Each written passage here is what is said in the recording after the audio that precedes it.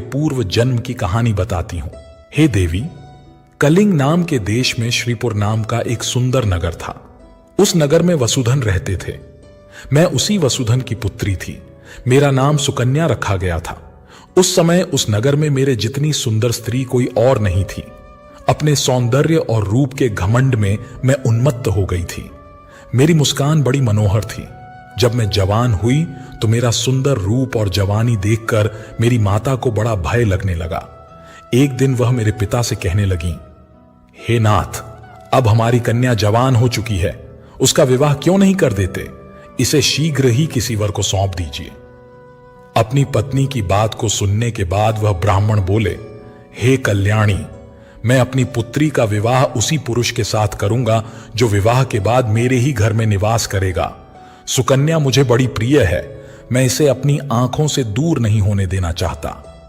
अब वह सूअर कहती है, हे महारानी जी, फिर एक दिन शिव शर्मा नाम के जवान विद्वान ब्राह्मण मेरे द्वार पर आ गए। मेरे पिता उनके ज्ञान और कुशलता को देखकर बहुत प्रसन्न हुए। प्रसन्नता के कारण ही मेरे पिताजी ने उनसे मुझसे विवाह करने के लिए पूछ लिया। फिर मेरे पिता ने उस शिव शर्मा ब्राह्मण से मेरा विवाह करवा दिया और वे हमारे साथ ही हमारे घर पर रहने लगे। परंतु मैं अपने माता पिता के लाड प्यार से बिगड़ चुकी थी।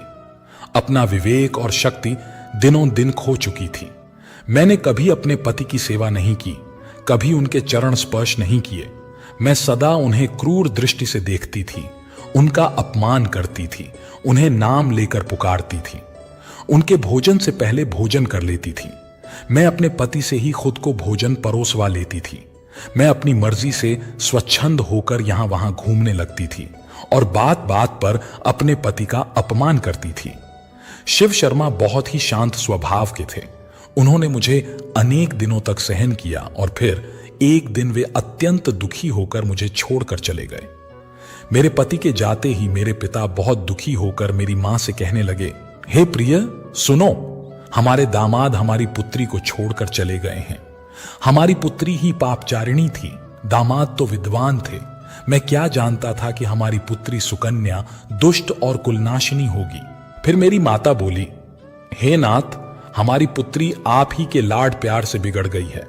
इसे सही राह पर लाने के लिए आपको ही कुछ करना होगा। पिता के घर में रहने वाली कन्या दुराचारी बन जाती है, इसीलिए कन्या को कभी घर में नहीं रखना चाहिए, उसे उसके पति के पास ही रखना चाहिए।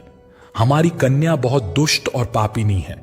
आप इसका त्याग करके इसे इसके पति के पास भेज दीजिए।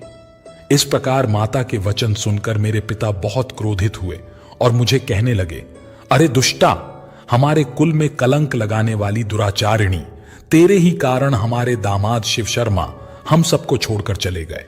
इसीलिए तेरा पति जहां पर है तू भी वहीं पर चली जा, अथवा तुझे जो स्थान अच्छा लगे वहां पर चली जा। हे महारानी, फिर मैं अपने घर को छोड़कर चली गई। बाहर जाने पर मुझे लोग कुलटा, पापिनी, दुराचारिणी कहकर संबोधित करने लगे। इसीलिए मैं अपने पति को ढूंढते हुए वन चली गई। फिर एक दिन वन में मैं एक कुटिया के सामने जाकर खड़ी हो गई और भिक्षा मांगने लगी। वहां उस कुटिया में रहने वाली मंगला नाम की स्त्री ने मुझे देखकर अपने पति से कहा, हे स्वामी, द्वार पर एक दुखिया दुबली पतली स्त्री भिक्षा मांगने के लिए आई है। हे महारानी, मंगला का पति शिव शर्मा ही था जिन्होंने मेरा त्याग किया था। मुझे देखकर उन्होंने मुझे पहचान लिया और अपनी पत्नी से कहने लगे, हे प्रिय, यह मेरी पहली पत्नी सुकन्या है जो मुझे बहुत प्रिय थी। इसीलिए तुम इसका आदर सत्कार करो और इसे अपने घर में स्थान दो। अपने पति की बात को सुनने के बाद मंगला ने अपने पति की आज्ञा का पालन करते हुए मुझे घर के अंदर बुला लिया और मुझे पहनने के लिए वस्त्र दिए। फिर एक दिन मैं बैठकर मंगला के अच्छे स्वभाव और मेरे दुष्ट स्वभाव का विचार करने लगी और मुझे बड़ा दुख होने लगा। अधिक चिंता करने के कारण मेरा हृदय फट गया और उसी क्षण मेरी मृत्यु हो गई।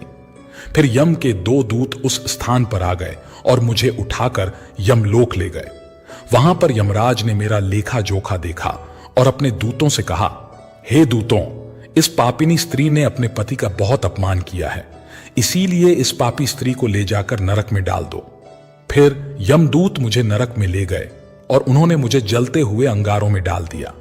लोहे के जलते हुए पुरुष बनाकर मुझे उन्हें आलिंगन दिलवाया। वहां नरक में मुझे अनेक वर्षों तक कष्ट भोगने पड़े। फिर नरक की सजा भुगतने के बाद यमराज ने मुझे सुवर्ण के जन्म में डाल दिया। हे महारानी, इस प्रकार मैंने आपको मेरे पूर्व जन्म का वृतांत सुना दिया है। कृपया अब मुझे इस जीवन से मुक्ति दिला दो। आपने अपने पति की बहुत सेवा की है, इसीलिए मुझे आपका थोड़ा सा पुण्य प्रदान करो। फिर रानी सुदेवा महाराज के पास जाती हैं और उनसे कहती हैं, हे स्वामी, अब मैं क्या करूं? आप जो आज्ञा देंगे मैं वही करूंगी। महाराज यह वाक्य कहते हैं, हे प्रिय, यह बेचारी बहुत दिनों से बहुत ही दुख भोग चुकी है। अब तुम अपने पुण्य से इसका उद्धार करो। महाराज की आज्ञा लेकर रानी सुदेवा ने सुवर्ण से कहा, हे देवी, मैं अपने 1 वर्ष का पुण्य तुम्हें प्रदान करती हूं। रानी के इतना कहते ही उस सुवर्ण के प्राण चले गए और उसके शरीर से एक दिव्य स्त्री प्रकट हुई। फिर वह महारानी और महाराज को नमस्कार करके विष्णु लोक को जाने लगी। अब भगवान श्री कृष्ण कहते हैं, हे गरुड़देव, अब तो आपको पता चल ही गया होगा कि मनुष्य जैसा कर्म करता है वैसा ही फल भोगता भी है।